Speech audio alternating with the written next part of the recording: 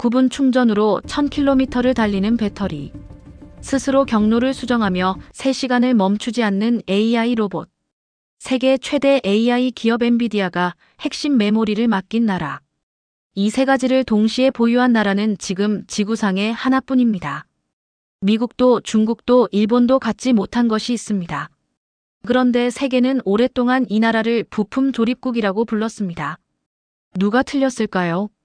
한 명의 외국인 석학이 직접 현장을 걸으며 그 답을 찾았습니다. 좋아요, 구독 부탁드리고 대한민국 화이팅을 응원해주세요.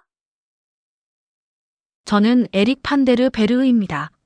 하버드 케네디스쿨 국제정치경제학 석좌 교수로 30년 동안 강대국의 흥망을 분석해온 사람이죠. 2024년 12월의 인천공항은 예상보다 조용했습니다. 하지만 그 조용함이 오래가지 않았죠. 서울대학교 초청 세미나 첫날, 저는 한국기술기업 연구자들과 마주 앉았습니다. 강의가 끝나고 한 젊은 연구자가 슬라이드 한 장을 내밀었는데 그 순간이 제 30년 분석 경력 중 가장 당혹스러운 순간이었습니다. 슬라이드에는 이런 문장이 적혀 있었습니다. 현재 전 세계 AI, 연산에 사용되는 고대역폭 메모리 HBM의 70% 이상이 삼성전자와 SK하이닉스에서 생산된다. 저는 그 숫자를 2번 읽었습니다. 반도체는 이미 알고 있었습니다. 그런데 문제는 그 다음 슬라이드였죠. 두 번째 슬라이드에는 보스턴 다이내믹스의 로봇 아틀라스가 현대자동차 공장 라인을 걷고 있는 영상 캡처가 있었습니다. 단순히 걷는 게 아니었습니다. 물체를 인식하고 경로를 수정하고 협업 라인에서 인간 작업자와 나란히 움직이고 있었죠. 현대는 이미 2025년부터 북미 생산 라인에 AI 기반 휴머노이드 로봇을 배치하기 시작했고 2028년까지 연간 3만 대 생산을 목표로 6조 원 이상을 투자 중이라고 했습니다. 저는 그 자리에서 옆에 앉은 케임브리지 동료 윌리엄 포스터에게 속삭였습니다. 한국이 로봇을 직접 만드는 줄은 몰랐다고요. 포스터는 쓴웃음을 지으며 말했죠. 에릭, 삼성이 2024년 12월에 레인보우 로보틱스를 완전히 인수했어. 이제 삼성은 AI 칩과 로봇 몸체를 동시에 갖고 있는 유일한 기업 중 하나야. 그 말이 제 안에서 무언가를 건드렸습니다. 저는 오랫동안 한국을 기술 하청국으로 분류했습니다. 미국이 설계하고 한국이 만들고 중국이 조립한다는 공식이 맞다고 믿었죠. 포스터도 비슷한 입장이었습니다. 그는 세미나 내내 팔짱을 낀 채 슬라이드를 바라보며 중얼거렸습니다. 배터리는 어떻게 됐어요? CATL이 시장 30%를 가져가고 있잖아요. 한국 배터리 3사 합계가 15.4%밖에 안 되는데 이게 강대국 이야기예요? 틀린 말이 아니었습니다. 저도 그렇게 생각했으니까요. 그런데 세미나 마지막 순서에서 삼성 SDI 연구소장이 단상에 섰습니다. 그는 세 문장만 말했습니다. 우리는 2027년 하반기 전고체 배터리 양산을 시작합니다. 1회 충전 주행 거리 1000km, 충전 시간 9분. 이 기술은 현재 세계 어느 기업도 양산 단계에 없습니다. 회의실이 잠시 조용해졌습니다. 포스터가 저를 돌아봤습니다. 그의 표정이 바뀌어 있었죠. 저도 마찬가지였습니다. CATL의 30% 시장 점유율은 현재의 수치입니다.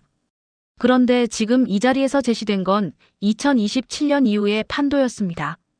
양산이 현실화된다면 전기차와 AI 로봇의 에너지 공급 구조 자체가 바뀝니다. 저는 그날 밤 숙소로 돌아와 노트에 한 줄을 적었습니다. 나는 한국을 잘못 분류했다. 그리고 이튿날 아침, 저는 삼성 서울 본사에 면담을 요청했습니다. 서울 본사 로비는 제가 상상했던 것과 달랐습니다. 요란한 홍보 패널도 거대한 제품 전시도 없었죠. 그냥 넓고 조용하고 정밀했습니다. 안내 직원이 배지를 건네며 말했습니다. 오늘 방문하실 곳은 미래로보틱스 연구소입니다.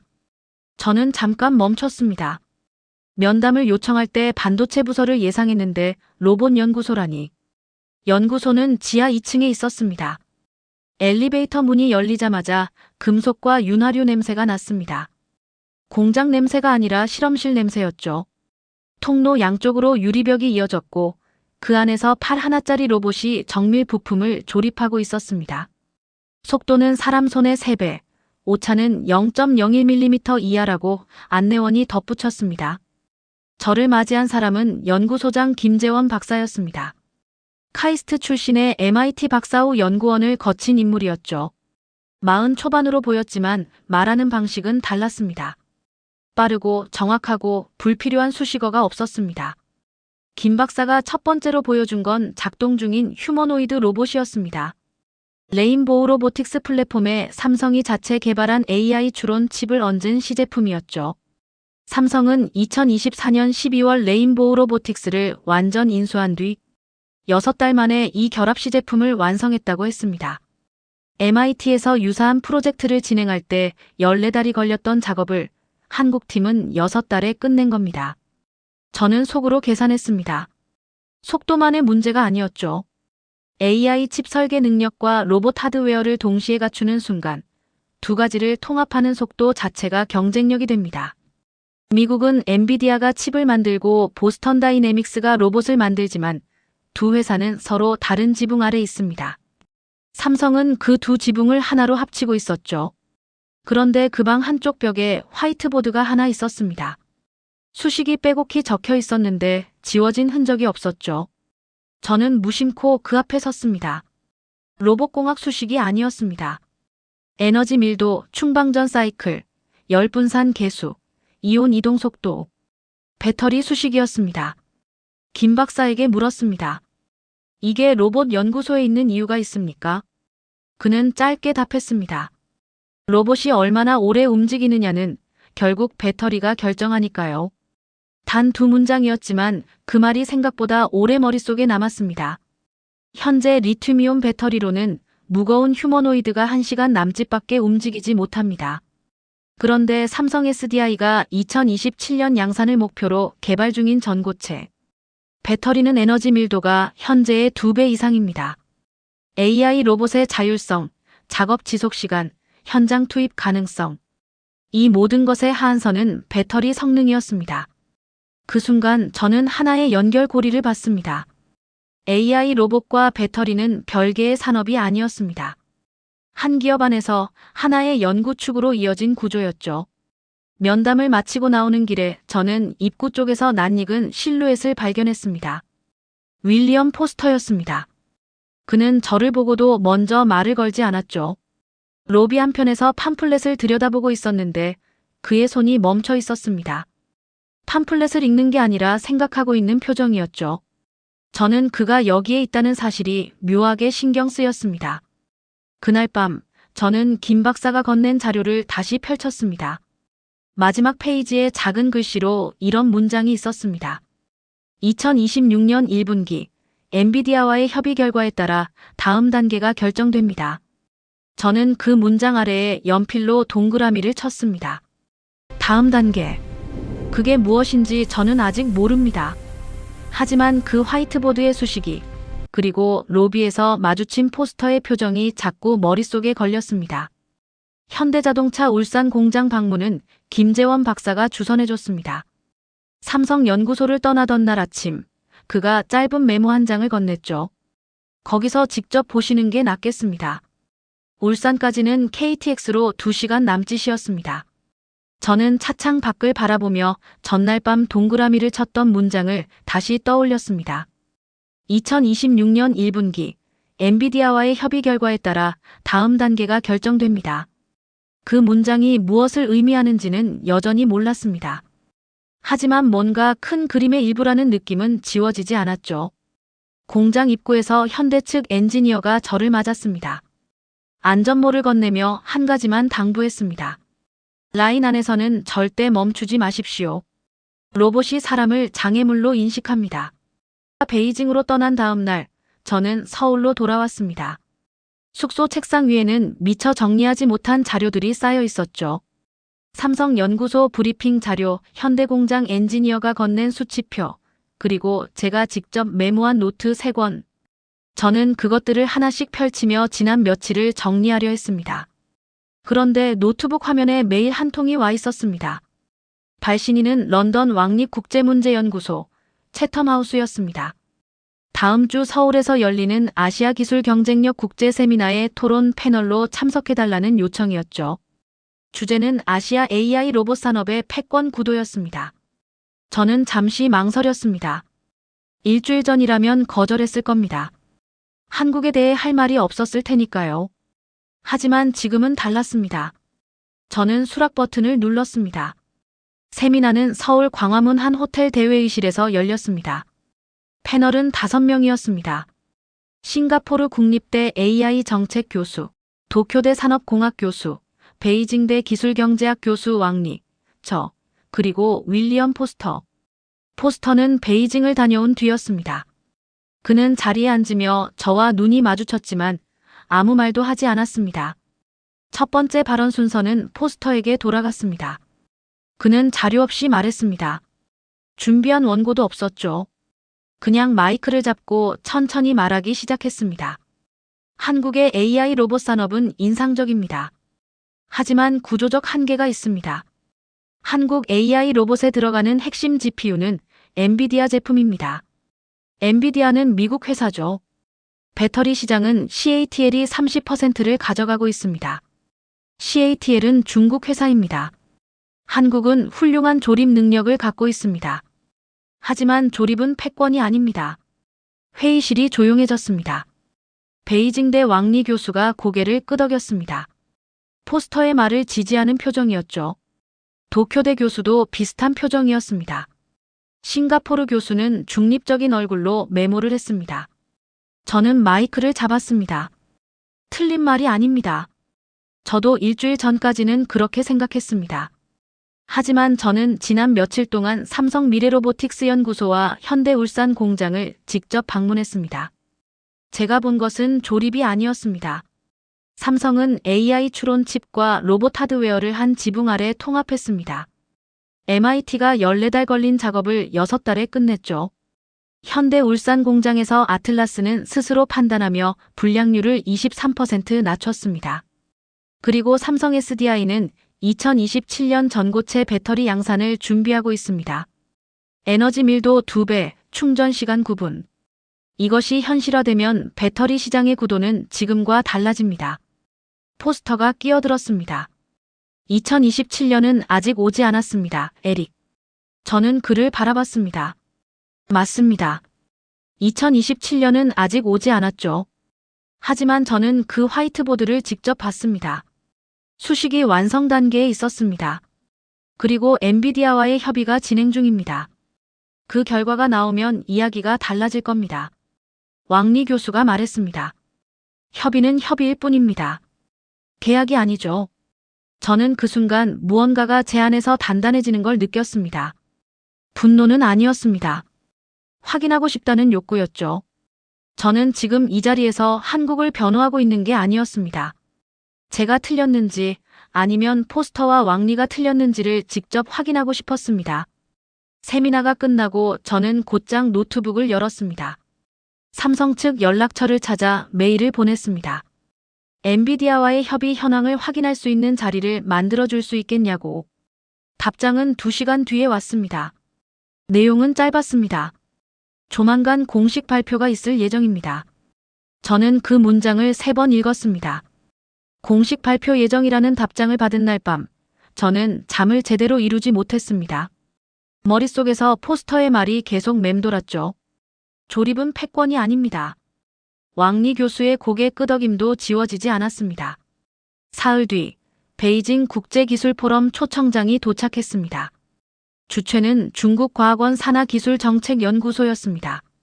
주제는 아시아 AI 산업 패권의 미래였고, 한국 측 전문가 자격으로 저를 초청한다는 내용이었습니다. 저는 한국 측 전문가가 아닙니다. 네덜란드 출신 하버드 교수죠. 그런데 그들은 저를 그렇게 분류했습니다. 묘한 느낌이었습니다. 그리고 저는 수락했습니다. 베이징 포럼장은 서울과 달랐습니다. 규모부터 달랐죠. 2,000석짜리 대형홀, 동시통역 부스 12개, 각국 언론사 카메라 26대. 중국은 이런 자리를 만드는데 능숙합니다. 압도하는 것, 그것 자체가 메시지가 되는 나라죠. 포럼 첫 번째 세션은 중국 로봇 산업 현황 발표였습니다. 발표자는 중국 공업정보화부 산하로봇기술연구원 원장 천지아오였습니다. 그는 숫자를 쏟아냈습니다. 2025년 중국 산업용 로봇 설치 대수 세계 1위, 전체 시장의 71%, 휴머노이드 로봇 스타트업 수전 세계 1위, CES 2026 로봇 출품 기업 수 한국의 6배, 가격 경쟁력 한국 대비 평균 47% 낮음. 청중이 술렁였습니다. 숫자는 거짓말을 하지 않습니다. 두 번째 발표자가 단상에 섰습니다. 윌리엄 포스터였습니다. 저는 그가 이 자리에 있을 거라고는 예상하지 못했습니다. 그는 베이징대 왕리 교수의 초청으로 왔다고 했죠. 포스터는 발표 제목을 화면에 띄웠습니다. 한국 AI 로봇 산업의 구조적 의존성. 그는 차분하게 말했습니다. 한국의 AI 로봇은 세 가지 핵심 요소에서 외부 의존도가 높습니다. 첫 번째는 연산입니다. 엔비디아 GPU 없이는 고성능 AI 추론이 불가능합니다. 두 번째는 배터리입니다. 전고체 배터리는 아직 양산 전입니다. 현재 한국 로봇은 리튬이온 배터리에 의존하고 있고 그 시장은 CATL이 지배하고 있습니다. 세 번째는 소프트웨어입니다. 로봇 운영 체제의 핵심 알고리즘 특허는 미국과 중국이 나눠 갖고 있습니다. 한국은 하드웨어 통합 능력이 뛰어나지만 그것만으로 패권을 논하기는 이릅니다. 박수가 나왔습니다. 중국 청중으로부터였습니다. 제 발언 순서가 왔습니다. 저는 자리에서 일어나며 회의실을 한번 둘러봤습니다. 2,000명의 시선이 저를 향했습니다. 그중 상당수는 처음부터 답을 정해놓은 눈빛이었습니다. 저는 천천히 말했습니다. 포스터 교수의 분석은 정확합니다. 현재 시점의 데이터로는요. 하지만 저는 지난 2주 동안 삼성 미래로보틱스 연구소와 현대울산 공장을 직접 봤습니다. 그리고 한 가지 질문을 갖게 됐습니다. 중국의 로봇 30종이 판단합니까? 아니면 움직입니까? 천지아오 원장이 미간을 찌푸렸습니다. 저는 계속했습니다. 제가 울산에서 본 아틀라스는 움직이는 게 아니었습니다. 경로를 스스로 수정했습니다. 사람을 인식하고 동선을 피했습니다. 그 판단은 온디바이스 AI에서 나왔습니다. 삼성의 추론칩이 탑재된 결과죠. 그리고 삼성 SDI의 전고체 배터리가 양산되는 순간 현재의 배터리 의존 구조는 바뀝니다. 지금 이 자리에서 현재 수치만으로 미래를 단정하는 건 2010년의 스마트폰 시장을 노키아 기준으로 예측하는 것과 같습니다. 홀이 조용해졌습니다. 포스터가 저를 바라봤습니다. 그의 표정에서 처음으로 흔들림 같은 것이 보였습니다. 아주 짧은 순간이었죠. 그는 곧 시선을 거뒀습니다. 그날 저녁 저는 베이징 호텔방에서 서울로 메일을 보냈습니다. 김재원 박사에게였습니다. 내용은 한 줄이었습니다. 엔비디아 발표 언제입니까? 답장은 자정이 넘어왔습니다. 생각보다 빠릅니다. 저는 그 네 글자를 보며 짐을 쌌습니다. 서울로 돌아가야 했습니다. 그 말이 묘하게 인상적이었습니다. 로봇이 사람을 장애물로 인식한다. 30년 전 공장에서라면 상상도 못했을 문장이죠. 라인에 들어서자 소리가 먼저 왔습니다. 쇳소리가 아니었습니다. 낮고 균일한 전동음이었죠. 아틀라스 2대가 차체 조립 라인에서 움직이고 있었습니다. 하나는 도어 패널을 들어올려 프레임에 맞추고 있었고 다른 하나는 용접 지점을 스캔하며 팔각도를 실시간으로 조정하고 있었습니다. 인간 작업자 셋이 같은 라인 위에서 함께 움직였는데 로봇은 사람의 동선을 피하면서도 작업을 멈추지 않았습니다. 저는 그 장면을 한동안 말없이 지켜봤습니다. 엔지니어가 설명했습니다. 아틀라스는 현재 울산 1공장 3개 라인에 배치돼 있습니다. 2025년 하반기부터 시범 운영을 시작했고 불량률이 기존 대비 23% 감소했습니다. 현대는 2028년까지 연간 3만 대 생산을 목표로 로봇 전용 공장에 6조 원 이상을 투자할 계획이라고 했습니다. 저는 계산했습니다. 연간 3만 대, 대당 가격 약 1억 8천만 원. 그것만으로도 5조 4천억 원 규모의 시장입니다. 그런데 이 로봇들이 전고체 배터리를 탑재하게 된다면 현장 투입 시간이 1시간에서 서너 시간으로 늘어납니다. 로봇 한 대의 생산성이 3배로 뛰는 겁니다. 그때 뒤에서 목소리가 들렸습니다. 윌리엄 포스터였습니다. 그는 언제 왔는지 모르게 제 뒤에 서 있었죠. 표정은 여전히 냉정했습니다. 에릭, 인상적이긴 해. 그런데 CES 2026에서 중국 기업들이 로봇을 30종 이상 공개했다는 거 알아? 가격은 한국 제품의 절반이야. 저는 대답하지 않았습니다.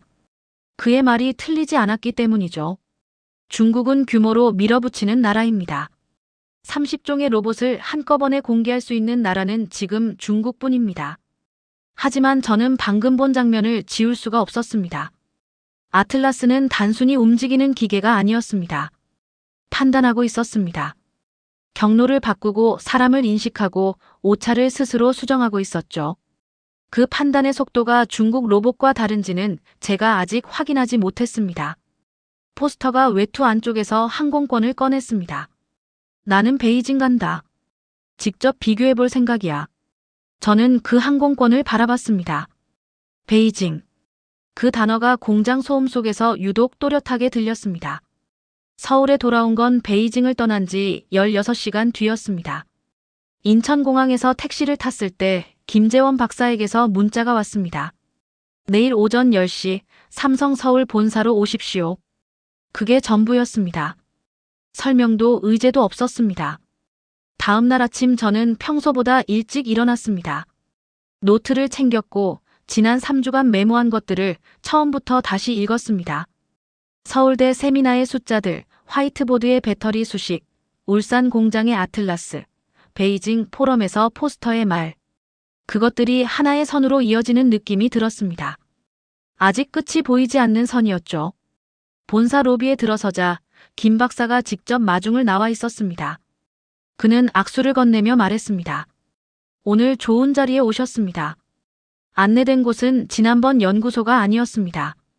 본관 12층 대회의실이었죠. 이미 15명가량이 자리를 잡고 있었습니다. 삼성 임원들, 법무팀으로 보이는 인물들, 그리고 저는 모르는 얼굴 몇 명. 회의실 한쪽 벽면 전체가 스크린이었습니다. 그리고 포스터가 있었습니다. 저는 순간 멈칫했습니다. 포스터도 저를 발견했죠. 그는 아무 말 없이 고개만 짧게 끄덕였습니다. 베이징에서와는 다른 표정이었습니다. 단단하게 닫혀있던 무언가가 조금 열린 것 같은 얼굴이었죠. 김 박사가 자리에 서서 말했습니다. 오늘 2가지를 공유하겠습니다. 첫 번째는 HBM4였습니다. 삼성전자가 엔비디아의 차세대 AI GPU에 탑재될 HBM4 메모리 공급 계약을 체결했다는 내용이었습니다. 계약 규모는 공개되지 않았지만 업계 추산으로 144조 원에 달하는 수주였습니다. 2026년 1분기 안에 천안 캠퍼스의 전용 생산 라인을 구축하고 연간 매출은 2025년 대비 3배 이상 성장할 것으로 전망된다고 했습니다. 엔비디아는 AI 연산의 핵심 메모리를 삼성에 맡긴 겁니다. 회의실이 조용했습니다. 조용하지만 무거운 침묵이었죠. 두 번째는 삼성 SDI였습니다. 전고체 배터리 시제품 공개였습니다. 스크린에 영상이 켜졌습니다. 손바닥만 한 셀 하나가 테스트 장치에 연결돼 있었습니다. 충전 시작. 9분 12초. 완충. 방전 사이클 테스트. 1000km 주행 상당 에너지 방출 확인. 에너지 밀도 현행 리튬이온 대비 2.1배. 저는 그 영상을 보는 동안 서울대 세미나를 떠올렸습니다. 1000km. 9분. 2027년. 그때는 목표치였습니다. 지금 눈앞에서 시제품이 그 숫자를 구현하고 있었습니다. 숫자가 현실이 됐습니다. 저는 화이트보드를 생각했습니다. 이 장에서 제가 멈춰 섰던 그 수식들. 에너지 밀도, 충방전 사이클, 열분산 계수, 이온 이동 속도. 그것들이 이 셀 안에 담겨 있었습니다. 수식은 예언이었던 겁니다. 발표가 끝나고 잠시 휴식 시간이 생겼습니다. 저는 커피를 들고 창가에 섰습니다. 서울 도심이 내려다 보였죠. 포스터가 옆으로 왔습니다. 그는 한동안 말없이 창밖을 바라봤습니다. 그리고 낮은 목소리로 물었습니다. 에릭, 내가 틀렸나? 저는 그 질문을 예상했습니다. 그러나 막상 듣고 나니 대답이 쉽게 나오지 않았습니다. 틀렸다고 말하는 건 간단합니다. 하지만 포스터는 틀린 게 아니었습니다. 그는 현재 데이터에 충실했습니다. 다만 한 가지를 빠뜨렸죠. 한국이 얼마나 빠르게 움직이는가를. 저는 천천히 말했습니다. 우리 둘 다 같은 실수를 했습니다. 현재로 미래를 봤죠. 포스터가 잠시 침묵했습니다. 그리고 커피잔을 내려놓으며 말했습니다. 나는 내일 런던으로 돌아갑니다. 돌아가서 논문을 다시 써야 할 것 같습니다. 저는 그의 뒷모습을 바라봤습니다. 베이징에서 2,000명 앞에서 한국의 구조적 의존성을 발표하던 사람이 지금 논문을 다시 쓰겠다고 말하고 있었습니다. 그날 오후 삼성의 공식 발표가 외신을 탔습니다. 로이터, 블룸버그, 파이낸셜 타임스. 헤드라인은 같았습니다. 샘성 식유주 엔비디어 HBM4 딜. 살러드 마이너스 스테이트 배터리 프로토타이프 컨펌드. 저는 숙소로 돌아와 노트를 폈습니다. 2019년 하버드 슬라이드의 문장이 다시 떠올랐습니다. 한국은 기술 중간국이다. 저는 그 문장 위에 천천히 줄을 그었습니다. 아직 끝이 아니었습니다. 저는 아직 현장을 보지 못한 게 있었습니다.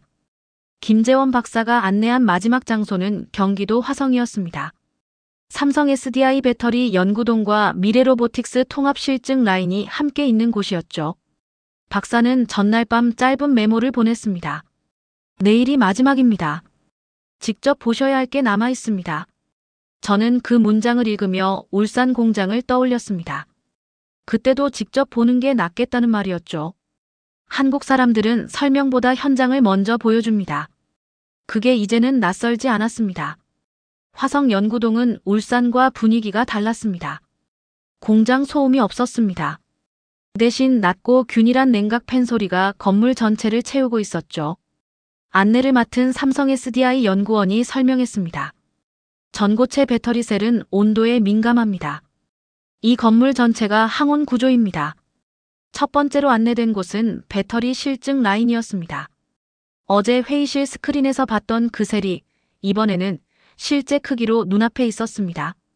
연구원이 셀 하나를 들어 보였습니다. 무게는 일반 리튬이온 셀과 비슷했습니다. 그런데 용량은 2배를 넘었죠. 고체 전해질이 액체를 대체하면서 셀 내부 공간 효율이 완전히 달라졌다고 했습니다. 저는 그 셀을 잠시 바라봤습니다. 손바닥만 한 물체 안에 1000km가 담겨 있었습니다. 두 번째로 이동한 곳이 진짜 목적지였습니다. 로봇 통합 실증 라인. 길이 80m짜리 실험 공간에 아틀라스 세대와 삼성, 레인보우 로보틱스 플랫폼 2대가 동시에 가동되고 있었습니다. 그런데 이번에는 달랐습니다. 울산에서는 리튬이온 배터리로 움직이는 아틀라스를 봤습니다. 여기서는 전고체 배터리 시제품 팩을 탑재한 아틀라스가 움직이고 있었습니다. 연구원이 말했습니다. 현재 연속 가동 시간 3시간 넘었습니다. 울산 공장 기준으로는 1시간 남짓이었습니다. 저는 시계를 봤습니다. 오전 10시 40분이었습니다. 3시간이 넘었다는 말은 이 로봇이 새벽 7시부터 멈추지 않고 움직였다는 뜻이었죠. 아틀라스는 그 순간에도 움직이고 있었습니다. 부품 박스를 집어 분류 라인에 올리고 불량 부품을 감지해 별도 구역으로 이동시키고 다음 작업 경로를 스스로 계산했습니다. 사람이 개입하지 않았습니다. 오류가 발생하면 스스로 멈추고 경로를 재설정했습니다. 그 모든 판단이 탑재된 삼성 AI 추론 칩에서 나왔습니다. 저는 그 자리에 한동안 서 있었습니다. 30년 동안 저는 국가 경쟁력을 숫자로 분석했습니다. GDP, 특허수, R&D 투자 비율, 수출 규모. 그 숫자들이 국력을 설명한다고 믿었죠. 그런데 지금 눈앞에 있는 이 장면은 어떤 숫자로도 설명되지 않았습니다. AI 칩과 로봇 하드웨어와 배터리가 하나의 몸 안에서 작동하는 장면. 그것은 통합이었습니다. 부품의 합이 아니라 하나의 유기체였죠. 김재원 박사가 옆에 서서 말했습니다. 교수님, 2028년에 이 라인이 양산체제로 전환되면 연간 3만 대가 이 구조로 나갑니다. 전고체 배터리 탑재 기준으로요. 저는 계산했습니다. 연간 3만 대. 가동시간 3시간 이상. 판단 가능한 온디바이스 AI. 전고체 배터리. 이 조합이 시장에 나오는 순간 비교 대상이 없어집니다. 중국이 30종의 로봇을 내놓더라도 이 네 가지를 동시에 갖춘 제품은 지금 이 라인 말고는 없었습니다. 저는 노트를 꺼냈습니다. 그리고 처음으로 한국에 대해 뭔가를 적기 시작했습니다. 분석이 아니었습니다. 기록이었습니다. 제가 본 것, 제가 계산한 것, 제가 느낀 것. 그것들을 있는 그대로 썼습니다. 연구원이 다가와 말했습니다. 교수님, 점심 드시겠습니까? 저는 고개를 들었습니다. 어느새 2시간이 지나 있었습니다. 저는 그 자리에 2시간 동안 서 있었던 겁니다. 돌아오는 차 안에서 저는 창밖을 바라봤습니다. 화성에서 서울로 이어지는 도로 위로 저녁빛이 내려앉고 있었습니다. 저는 하버드 강의실을 떠올렸습니다. 2019년 한국은 기술 중간국이다라고 적었던 그 슬라이드. 그리고 지금 제 노트에 적힌 문장들. 두 개의 문장 사이에 무엇이 있는지 저는 이제 알 것 같았습니다. 내일 저는 하버드로 돌아갑니다. 하버드로 돌아온 건 서울을 떠난 지 14시간 뒤였습니다. 케임브리지의 공기는 서울과 달랐습니다. 차갑고 건조하고 조용했죠. 택시에서 내리며 저는 잠깐 멈췄습니다. 한 달 전 이 공항에서 서울행 비행기를 탔을 때 저는 무엇을 확인하러 가는지도 몰랐습니다. 지금은 알고 있었습니다. 다음 날 아침 저는 케네디 스쿨 강의동으로 걸어갔습니다. 월요일 오전 10시 강의, 국제정치경제학 고급 세미나. 수강생 22명. 저는 10년 동안 이 강의를 해왔습니다. 매 학기 첫 번째 슬라이드는 같았습니다. 21세기 기술 패권의 구조. 그리고 두 번째 슬라이드에는 언제나 이 문장이 있었죠. 한국은 기술 중간국이다. 저는 강의실 문을 열기 전에 노트북을 꺼냈습니다. 복도 벤치에 앉아 슬라이드를 열었습니다. 두 번째 슬라이드로 넘겼습니다. 그 문장을 바라봤습니다. 한국은 기술 중간국이다. 저는 그 문장을 삭제했습니다. 빈 슬라이드를 앞에 두고 잠시 생각했습니다. 무엇으로 채워야 할지. 서울대 세미나의 숫자들이 떠올랐습니다. 울산 공장의 아틀라스가 떠올랐습니다. 화이트보드의 수식이 떠올랐습니다. 삼성 본사 12층에서 흘러나온 영상, 9분 12초, 2.1배, 1000km. 베이징 포럼에서 포스터가 발표하던 장면, 그리고 창가에서 낮은 목소리로 물었던 말. 에릭, 내가 틀렸나? 저는 세 문장을 입력했습니다. 한국은 지금 움직이고 있다. 강의실에 들어서자 학생들이 자리를 잡고 있었습니다. 22개의 얼굴이 저를 향했죠. 저는 노트북을 연결하고 화면을 켰습니다. 첫 번째 슬라이드. 21세기 기술 패권의 구조. 두 번째 슬라이드. 한국은 지금 움직이고 있다. 한 학생이 손을 들었습니다. 교수님, 저번 학기까지는 한국이 기술 중간국이라고 하셨는데요. 저는 그 학생을 바라봤습니다. 그리고 말했습니다. 맞습니다. 제가 틀렸습니다. 강의실이 잠시 조용해졌습니다. 22명이 동시에 저를 바라봤죠. 저는 계속했습니다. 지난 한 달 동안 저는 서울에 있었습니다. 삼성 미래로보틱스 연구소에서 AI 추론 칩과 로봇 하드웨어가 한 지붕 아래 통합되는 장면을 봤습니다. MIT가 14달 걸린 작업을 6달에 끝낸 팀을 만났습니다. 현대 울산 공장에서 아틀라스가 스스로 판단하며 불량률을 23% 낮추는 라인을 걸었습니다. 화성 연구동에서 손바닥만 한 전고체 배터리. 셀이 1000km 주행 에너지를 9분 만에 충전하는 영상을 봤습니다. 그리고 삼성이 엔비디아와 HBM4 공급 계약을 체결하는 자리에 앉아 있었습니다. 학생 하나가 노트에 받아 적기 시작했습니다. 그 다음에 둘, 셋, 넷. 어느새 22명 전원이 펜을 들고 있었습니다. 저는 잠깐 멈췄습니다. 2019년에도 이 강의실에서 학생들이 노트에 받아 적었습니다. 한국은 기술 중간국이다. 그 문장을. 지금 이 학생들은 다른 문장을 받아 적고 있었습니다. 저는 말을 이었습니다. 국가 경쟁력을 분석할 때 우리는 현재 데이터를 씁니다. GDP, 특허수, 시장 점유율. 그 숫자들은 정확합니다. 하지만 숫자는 지금을 찍은 사진입니다. 한국이 보여준 건 사진이 아니었습니다. 속도였습니다. 6달 만에 통합 시제품을 완성하는 속도, 2020년 미래 잠재력 세계 42위에서 2025년 2위로 뛰어오른 속도, 배터리 시장 점유율이 줄어드는 와중에 차세대 기술을 양산 단계로 끌어올린 속도. 그 속도를 현재 데이터로는 볼 수 없습니다. 강의실이 조용했습니다. 좋은 침묵이었습니다. 한 학생이 물었습니다. 교수님은 한국이 강대국이라고 생각하십니까? 저는 잠시 생각했습니다. 그리고 말했습니다. 저는 30년 동안 강대국을 군사력과 경제 규모로 정의했습니다. 그 기준으로 한국은 강대국 후보였죠. 그런데 서울에서 저는 다른 기준을 하나 더 봤습니다. 대체 불가능성. 삼성의 HBM 없이는 전 세계 AI 연산이 멈춥니다. 전고체 배터리가 양산되는 순간 전기차와 AI 로봇의 에너지 구조가 바뀝니다. 미국도 중국도 일본도 그 대체제를 지금 갖고 있지 않습니다.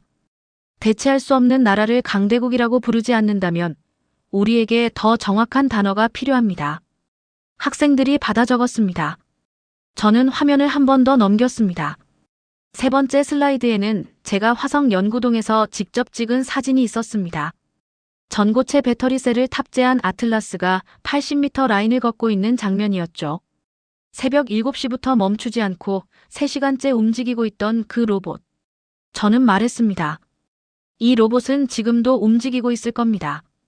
강의가 끝나고 학생들이 나갔습니다. 저는 강의실에 혼자 남아 슬라이드를 닫았습니다. 노트북 화면이 꺼지기 전에 두 번째 슬라이드가 잠깐 보였습니다. 한국은 지금 움직이고 있다. 저는 그 문장을 보며 노트를 폈습니다. 서울에서 가져온 노트였습니다. 첫 페이지에 제가 첫날 밤 적었던 문장이 있었습니다. 나는 한국을 잘못 분류했다. 그 아래 저는 마지막 문장을 하나 더 적었습니다. 한국은 아직 끝나지 않았다. 콘텐츠는 교육 정보 제공을 위해 인공지능 AI를 활용해 생성되었으며 관련 법령 및 가이드라인에 따라 AI 활용 사실을 명시합니다.